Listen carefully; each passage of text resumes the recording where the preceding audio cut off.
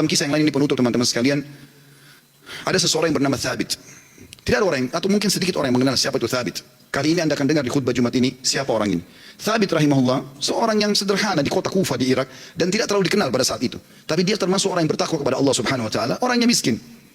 Dia jalan di salah satu jalan di Kufa, dia lewati satu kebun apel. Kemudian ada apel yang jatuh dari kebun itu karena matang, jatuh di depan dia. Dia berpikir bahwasanya kebun apel ini, ya apel ini jatuh di jalan. Mungkin sudah halal buat saya, dia ambil sama dia makan. Sementara dia mengunyah dan sudah habis setengah apel itu, tiba-tiba dia berpikir, halalkah untuk saya ini? Bagaimana bisa saya tiba-tiba mengambil yang walaupun jatuh di jalan tanpa izin pemiliknya? Maka dia berhenti makan, sisa mulutnya dibuang, ada yang sudah tertelan, ada yang dibuang, ada yang masih tersisa setengah di tangannya. Lalu dia segera dengan ketakutan masuk ke dalam kebun tersebut mencari. Dia temukan ada sebuah rumah gubuk, lalu dia berkata, apakah anda pemilik kebun ini? Dia mengatakan, bukan. Pemilik kebun ini jaraknya 1 hari dari sini. Kata pemilik orang penjaga kebunnya, kenapa? Dia bilang, saya tadi mendapatkan apel jatuh di sini, kemudian saya makan setengahnya. Saya pikir karena jatuh di jalan, mungkin halal buat saya. Tapi tiba-tiba saya ketakutan sekali, takut Allah hisab dengan apel ini. Tolong anda halalkan. Kata pemilik kebunnya atau penjaga kebun pun, karena dia bertakwa sama Allah, dia nggak langsung main halalin. Dia mengatakan, sungguh tidak ada di tangan saya wenan itu.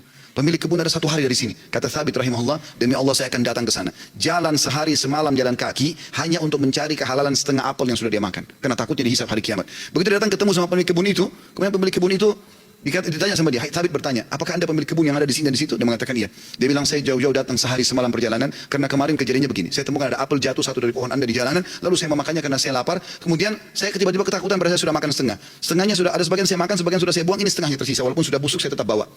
Tolong halalkan. Orang tersebut melihat halal gitu. Lalu kemudian dia mengatakan, pemilik kebunnya mengatakan, apakah kau jauh-jauh datang untuk itu? Dia bilang iya. Kata pemilik kebunnya, saya akan halalkan sama kamu tapi dengan satu syarat. Kata Thabit, apa syaratnya? Kau harus nikahi anak saya. Kata pemilik kebun itu, kau harus nikahi anak perempuan saya. Tapi kau perlu tahu sebelum kau nikahi, anak saya itu tuli, nggak bisa mendengar, bisu nggak bisa ngomong, buta nggak bisa melihat, dan lumpuh nggak bisa bergerak.